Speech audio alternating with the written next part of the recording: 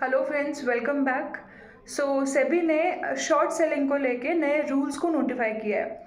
Basically supreme court ने सेबी को और गवर्नमेंट को ये डायरेक्टिव दिया था कि अडानी केस में, अडानी हिंडनबर्ग केस में जो शॉर्ट सेलिंग हुई है उससे रिटेल इन्वेस्टर्स को स्पेशली काफ़ी नुकसान हुआ है।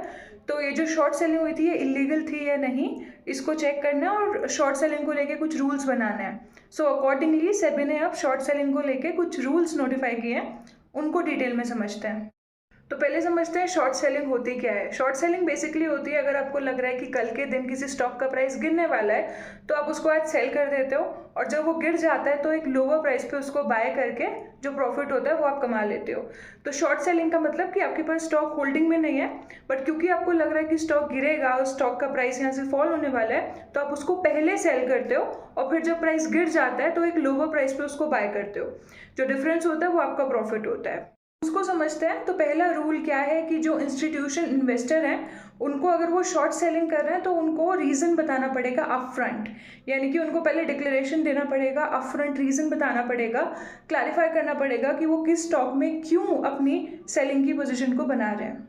जैसे अडानी के केस में क्या हुआ कि लोगों ने पहले से ही अपनी शॉर्ट सेलिंग पोजीशन बनाई हुई थी, 4,000 रुपये का स्टॉक 900 रुपये पे आ गया। लॉस किसको हुआ? रिटेल इन्वेस्टर्स को।